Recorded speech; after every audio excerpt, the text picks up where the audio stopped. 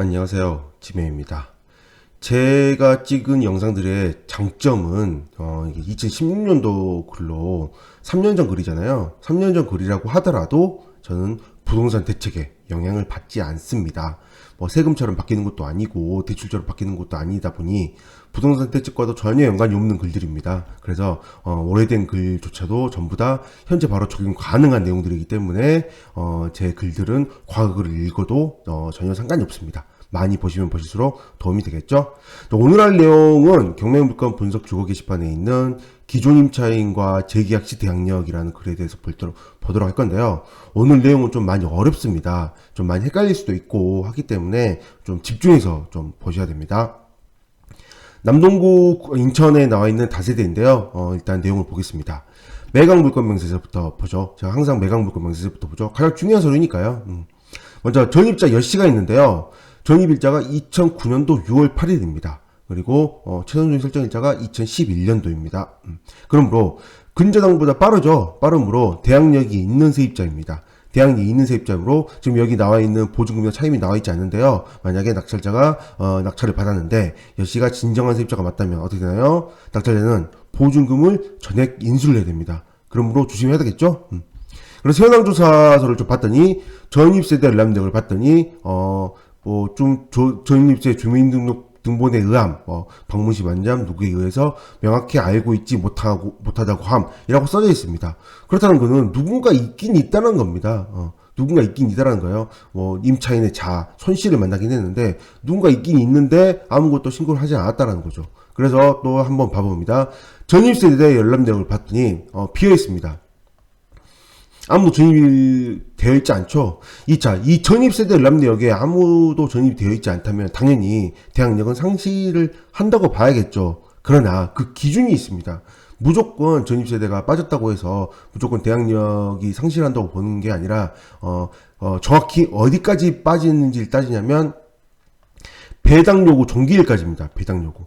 이게 조금 착각하시는 분들이 계시는데 무조건 배당기일까지 있어야 된다. 또는 잔금납부까지 있어야 된다. 여러 가지가 있는데 정확히 법적으로 따진다면 배당요구 종기일까지입니다. 배당요구 종기일까지 전입을 유지하다가 배당요구 종기일 이후에 빠졌다면 대항력을 상실하지 않습니다.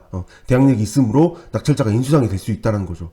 단순하게 지금 이렇게 전입이 없다고 해서 무조건 대항력이 없으므로 낙찰자는 인수상이 없고 여기는 세입자가 없다 라고만 판단할 수는 없다라는 겁니다. 자, 위에 보시면 이렇게 현황조사에서 보면 누군가 있긴 있습니다. 임차인이라고 표시를 했죠. 그래서 말로 나는 임차인이다 또는 이런 얘기를 했겠죠.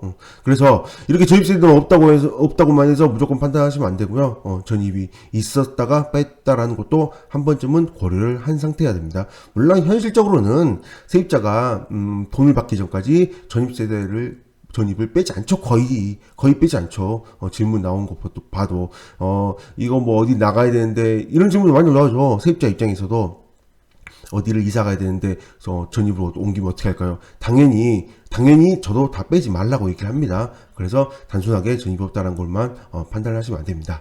근데 이 물건이 재밌는 게 이 물건은 제가 좀 더 밑에 써놨는데요. 과거에 경매가 나왔던 적이 있습니다. 현재 이 물건 경매가 진행 중이긴 하지만 이렇게 과거에 경매 나왔던 적이 있기 때문에 과거 경매 내역도 살펴봐야 되거든요. 그래서 과거 경매 내역을 살펴봤습니다. 과거에 나왔었네요. 이때 아까 위에 보이던 손씨와 여씨 여기 보이죠?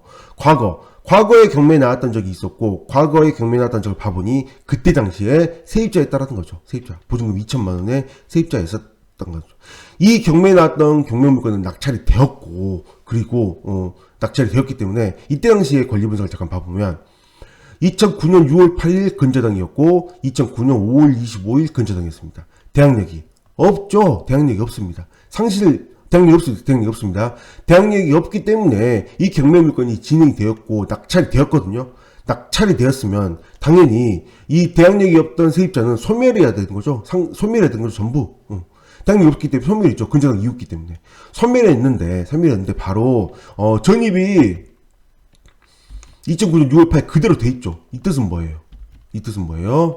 낙찰자가 이 세입자 이씨와 다시 재계약을 했다고 볼 수 있는 거죠. 재계약을 해서 계속 살고 있다라고 보여진다라는 거죠.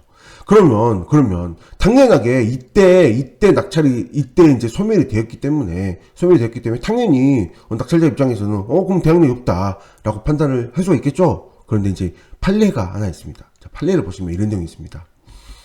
2002-38361 판례인데요. 경매 절차에서 낙찰인이 주민등록은 되어 있으나 대항력이 없는 종전임차인, 됐죠? 종전임차인과의 사이에서 새로운 임대차 계약을 체결하고 낙찰대금을 납부한 경우 종전임차인은 당해 부동산에 관하여 낙찰인이 낙찰대금을 납부하여 소유권을 취득하는 즉시라고 되어 있습니다. 즉시. 이게 중요한 거죠. 즉시. 일반적으로 우리가 전입신고를 하면 언제 대항력이 발휘한다고 하죠? 이길영시라고 합니다. 이길영시라고 하는데 여기서 뭐라고 되어 있어요? 즉시라고 되어 있죠. 즉시. 그 뜻은 뭐냐면 이길영시가 아니라 잔금 납부를 만약에 오후 3시에 했다. 그럼 3시에 즉시 발휘가 되는 거죠. 즉시. 대항력을 바로 취득하게 됩니다. 그러면 이때 바로 대항력을 취득한다면 낙찰자는 이때 대출을 받잖아요. 대출을 받으면 당연히 이 즉시와 근저당을 잡은 날짜와 이 순위는 어떻게 되나요? 순위는 동순위가 되겠죠. 동순위가. 그래서 이게 이제 문제가 됩니다. 만약에 종전임차인과 바로 계약을 한다면 소유자가 되는 즉시 대항력을 발휘하게 되므로 언제 그러면 이 전입되어 있는 세입자가 언제 효력을 발휘하느냐 하거든요. 이 소유권이 되는 이날 전입을 했다면 모르겠지만 이미 그 전에 전입이 돼 있었잖아요. 전입이 돼 있는 상태에서 오다가 계약을 발휘를 딱 했기 때문에 바로 즉시 발휘가 되는 거죠. 이러면 대항력이 존재할 수도 있게 되는 그런 좀 좀 애매한 상황이 됩니다. 그러나 현실적으로 생각해보세요. 현실적으로는 아무래도 현실적으로는 이전에 먼저 이 낙찰자 입장에서는 좀 위험성 여부를 따졌을 때 세입자가 있다면 되도록이면 세입자한테 전입을 뺐다가 다시 들어오라는 걸로 무조건 재계약을 한다면 꼭 이거 좀 주의해야 되거든요. 전입을 뺐다가 들어오게 해야 된다고 저도 항상 이렇게 질문 주신 분한테 기존 세입자와 재계약을 하면 어떻게 해야 되나요? 라면 꼭 이걸 얘기를 합니다. 꼭 전입을 뺐다가 다시 넣으라고요. 세입자가 불편하다고 귀찮다고 얘기를 했다. 그러면 나는 기존 세입자와 그냥 다시 재계약을 해주는데 그 정도 수입도 못 빼주냐? 그럼 하지 말아라 라고 얘기를 하거든요. 그래서 기존 세입자와 재계약을 한다면 반드시 꼭 전입을 뺐다 다시 넣으라고 꼭 얘기를 하고요. 이 경우에는 일반적으로 상식적으로 생각을 했을 때도 세입자 입장에서 소유자이지 않은 상태에서 소유자이지도 않는데 그 전에 먼저 계약금을 납부하고 했을 가능성은 아무래도 좀 낮다라고 좀 봐야 되고요. 소유권을 취득하고 나서 그리고 나서 계약을 했을 가능성이 가장 높지 않을까 싶은 생각을 하게 됩니다. 그거에 대해서는 이제 알 수 없지만 이 정도까지 판례가 나와 있지만 이 정도까지 붙겠어요? 붙진 않겠죠.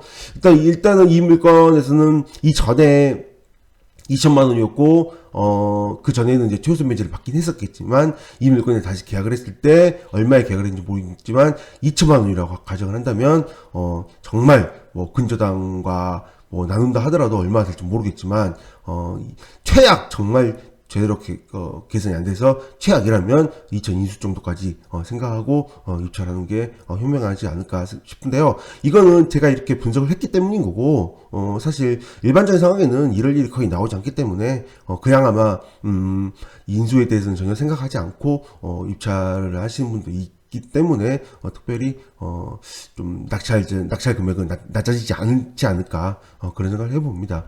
네, 전입자가 있지만 전입자에 대해서는 현재 전입세대 연령력이 없기 때문에 아마 이 물건을 입찰하셨던 분들은 그냥 세입자가 딱 인수상이 없는 걸로 보고 그냥 입찰을 하셨을 가능성이 높기 때문에 이렇게 분석을 해서 금액이 나오더라도 괜히 나 혼자 2천만 원 인수니까 2천만 원 입찰 금액을 낮춰서 해야지라고 내려봤자 아마 나만 피찰하지 않을까 그런 생각을 해봅니다.